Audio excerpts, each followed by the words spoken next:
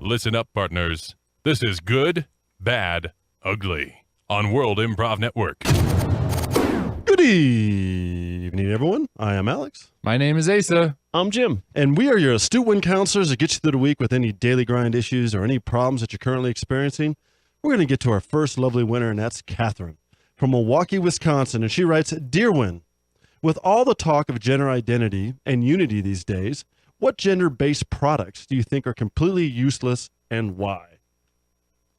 First of all, this is a great question. It's a very good question, very insightful. And I don't know if this might not tackle it head on, but deodorant, like how it's divided between, men and women, like with different fragrances and whatnot. Like, I don't know. I've used quote unquote ladies deodorant before because it smells nice. And what flavor or what smell do you like that only comes in the ladies? I don't know. It's like a floral kind of. It was also a subtle thing. I found that with a lot of guys, quote unquote guys deodorants, right? That they have a pretty strong odor scent, right? Pretty strong scent to them. That, like masculine, like hear me like a roar, musk. Yeah, and hear me roar and smell me too, kind of a deal. Versus that subtle sweetness of the flowers. That was the particular. I mean, yeah, it's like all the deodorant sticks are like wolf and bear and forest and I'm tough with a lumberjack. I haven't seen those ones. I don't go to. It sounds like GNC or something like GNC deodorant. But like they're like they color the bottles differently. Like there's the men's deodorants are blue and like steel and then ladies deodorants are like pink and and red and stuff. And, yeah. That's a good one though, Ace. I mean deodorant. I could see that. What do you think, Jimbo? I think it's those. Those little triangles they make so women can pee standing up? Oh, yeah. I think they should get rid of those. The spouts. Because women can actually pee farther than men. They just have to train a little bit, work those muscles. Oh. Yeah. So what do you recommend? Like, if you start to train your Kegels, you can get rid of those things altogether. Yeah. Yeah, totally. Or, I mean, just try it.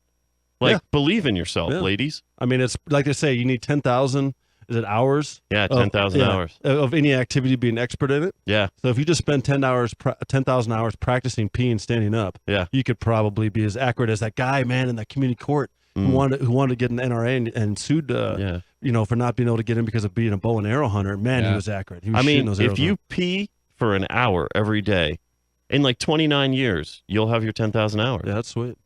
No, that's a good idea. I'm going down kind of in that direction. When it comes to products, I'm going to say underwear. Underwear are completely useless altogether. I think we should all go commando and not wear them at all. I can get behind that because I'll be honest, I think it is criminal that women have to pay for 2 sets of underwear and men only have to pay for 1. Correct. I mean, that's just it's another a glass ceiling. Yeah, no, you're absolutely right. And that glass ceiling is quite expensive too because women's underwear for the least amount of fabric is the highest amount of price. Yeah. That's not fair. Ridiculous. Yeah, it's almost extortion, and it's driven by probably the fashion industry and Vogue and all the patriarchy. The patriarchy. Yep. You need shame. Shame. Absolutely. If you don't wear this, you're not sexy. Shameful. Get rid of underwear altogether. Do like the Scots. Go commando. I'm for it. And you can be a kilt, right? You can wear a kilt. That's like a skirt, or it's also kind of like a pair of shorts. There you go. That's a gender-based. All right, well, that's a good question, Catherine. Thank you so much. And we're going to move on to our next one. That's Tara from the Gold Coast, Australia. And Tara writes, Dear Win, I'm a swimsuit model and surfer and would like to go to the U.S. to pursue a career there. Any advice? To go where? To the United States. She wants to come to the U.S. to pursue a career in either swimsuit modeling or surfing or both. And where is she coming from? From the Gold Coast of Australia, which is a surfing hub near Brisbane. She's asking if she should? Now, what should I do? Any advice for how to come over here and start a career in the U.S.? Yeah, I don't know that I'd necessarily advise that. That's true. Good point. I might wait at least like through the election, see how that turns out. Right. Because there's a lot of anti-immigrant sentiment. Right. That could bubble over here in November, and I mean Australians are no exception. That's a good point. And the other thing too, it's a long way to surf from Australia to California. Yes. And by the time you get here, if all of a sudden there's a wall on the beach, then you got to turn around and surf all the way back. Yeah. Not worth it. Yeah, you might want to wait. Or just go down the coast or up the coast. Right. But still then you have a coast. You have to go up the coast to Canada, right? Oh, and maybe the famous Vancouver surf scene. Yeah, the famous Vancouver surf scene. And because the Sea Lions got that all monopolized. On lock. Yeah, they got that down on lock. And dolphins too. I mean, no one can surf those waves up there like they can. So I wouldn't suggest that, I will say that if you are going to go through with this, really work that Australian accent hard, because everyone here loves it. Yep, absolutely. And you'll just instantly make friends. And that's your end. The only problem is the career that you're getting into is modeling. You don't have to really say anything, so you can't really use that accent to get you in, and have people intrigued by you. And surfing, I don't know how many people hear you when you're out there, a couple 100 feet off the shore, and if you're screaming, grunting, or even cheering and with your Aussie accent, no one might even know that. And so therefore, again, it kind of makes you androgynous from an accent standpoint. So that might be tough. But yeah, I agree with Jim. Definitely play up that accent, because Americans are suckers for accents, especially British-based accents. It implies credibility, knowledge, education, and people are just more apt to listen to you and want to hang out with you, So maybe you want to change your career and become a publicist, or maybe be a radio personality, or maybe even go into like a public speaking, motivational speaker like Anthony Robbins, and use that accent to your fullest. And if you're good looking on top of it, man, you're set. I would suggest rather than I'd suggest go to Hawaii. Well, that's still like a nice midway point. Yeah, good point. No joke. No joke intended. Actually, there was a joke intended. But go to Hawaii. I mean, there's still a surf scene there.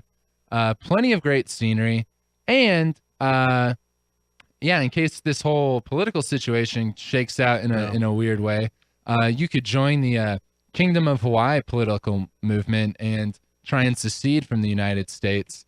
And that way, that would just be far out. And she could run for president of Hawaii as an Australian, because it's a new kingdom, therefore it's not a birthright issue. I don't know. I don't know necessarily that the native Hawaiians would look kindly on that, but she can certainly try. Yeah, and if she's a good enough surfer, maybe that's all it takes. Because if the surfers are superstars out there. I mean, you would definitely get more publicity if you were also a political activist. Correct. So that's more photography opportunities. Yep. And you can use your modeling then in that case, because you're going to get in front of the camera a lot if you've got some really strong political points that you're trying to push home with that sweet Australian accent of yours. Just make sure you carry your surfboard everywhere. Yep, without a doubt. Yeah, let people know that. All right, well, that's a good one there, Tara. We're going to move on to the next winner, and our next winner is James, not too far away from where we're sitting right now in Boulder, Colorado, and he writes, Dear Win, what do you think of all the protests, riots, and violence breaking out at Trump, Clinton, and Sanders presidential rallies? I think it just goes to show that we as a people are fed up, we're upset, and we want something better. We're demanding that, I'm about to steal Trump's slogan. People want to make America great again. That's right. Maybe not necessarily in that way, but we're all disappointed with in many ways with the direction that this country has gone. And it's why you see now so many political candidates are now casting themselves as the quote unquote outsider to try and capitalize on that. And frankly, I think it's sad. I think it's I don't know. I disagree. I don't think this is coming out of a sense of passion. I think this is I think all this violence is being born from boredom. I think it's kind of a privileged situation for a lot of people to be revolting when a lot of people don't have the time to be going to rallies and whatnot. They're just hustling on their grind and trying to support them and their own and whatnot. So I would say that's I would say what I just said again, but I already said it, so I won't say it again. Well, I'm going to kind of take a little bit of both of that. I mean, I think there is a frustration for the status quo. We're sick and tired of the two-party monopoly, essentially. Even though monopoly means one, it's really two in this case. And I think people are trying to say, to jump onto that whole outsider thing, no longer just, we're going to do the status quo and let the higher-ups, dupe us every 4 years and control what we're going to do and what the country's direction is going to be. And on the same token, boredom leads to people to want to do something. And I think we should have a lot more, violence at the rallies, but, bring like weapons and make it like almost like Well, make it almost like a Hunger Games situation. Do or die. Yep. Make everybody that goes there a tribute, and whoever walks out becomes the president. I think that would be a wonderful way to decide who's president. Yeah. Because at the very least, they would be intimidating at the negotiating table. Without a doubt. North Korea, Iran, everyone else would have to sit down because you've got now the champion of the 78th Hunger Games as president of the United States. They have blood on their hands. A lot of blood. And you know what? That blood's going to transfer into some more inspiration here to get you through the rest of the week, known as Horoscope Corner. Love, fortune, status. Let us do your astrological chart. Horoscope Corner on World Improv Network. Uh-oh. Bad news, Aquarius.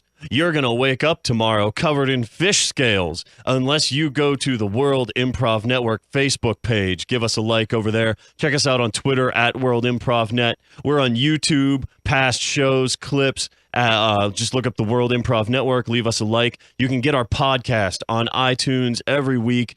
That updates. Leave a review. Leave some stars. And as always, you can pick us up live on AM 1340, 8 p.m. on Sundays, simulcast on KDCO 104.7 or on Periscope. Thanks for listening to Win on Mile High Sports Radio. Don't forget to be a winner and interact with the cast by sending your suggestions or questions for each show segment throughout the week by hitting them up on Facebook at World Improv Network, on Twitter at World Improv Net, or by calling into the Mile High Sports Radio studio line on Sundays before or during the show. See you next week.